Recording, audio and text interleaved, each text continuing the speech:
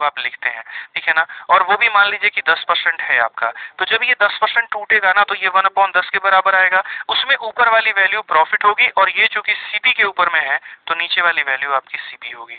तो यहाँ जब हम सीपी और एसपी का रेशियो निकालेंगे ना मुन्ना, तो आप यहाँ पर क्या बोलोगे, गुरुजी सामान खरीदे हैं 10 रुपए में, 1 रुपया का लाभ है, तो हमारा हो गया कितने का, 11 का। कितने का हो गया, तो 11 का हो गया। लेकिन अगर हम इसी सवाल में यहाँ पर जो है वो चेंज कर दें और यहाँ पर ये बोल दे कि ये प्रॉफिट जो है सीपी के ऊपर में नहीं है, एसपी के ऊपर में है, और ये कितना है 10% का, तो यहाँ पर ये हमारा हो जाएगा मेरे भाई 1/10। उस केस में ये हमारा प्रॉफिट होगा और ये हमारा क्या होगा, तो सेलिंग प्राइस होगा। प्रॉफिट होगा और ये हमारा क्या होगा, सेलिंग प्राइस, ठीक है। उस केस में अगर हमें सीपी और एसपी का रेशियो लिखना हो गया ना मुन्ना, तो बोलोगे सर देखो बेचे हो कितना में, 10 में, उसमें 1 का प्रॉफिट है, तो 10 में से 1 कम हो जाएगा, तो खरीदोगे कितना में, तो 9 में।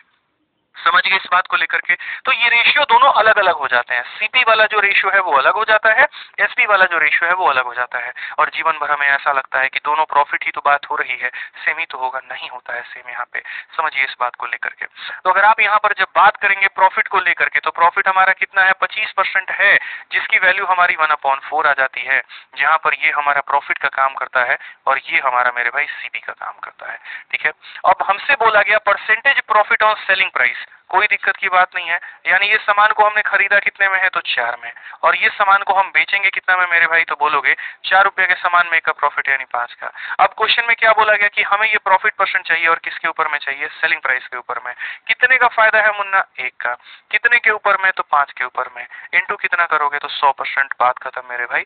सिंपल सी बात यहाँ पर है, आंसर आ जाएगा कितना, 20%। कौन सा ऑप्शन है मेरे भाई, तो यहाँ पर ऑप्शन नंबर जो ए है बिल्कुल हमारा सही उत्तर है, ठीक है। ऑप्शन नंबर जो ए है वो हमारा क्या है, तो बिल्कुल हमारा जो है वो बिल्कुल सही उत्तर है। आ जाइए चलिए नेक्स्ट क्वेश्चन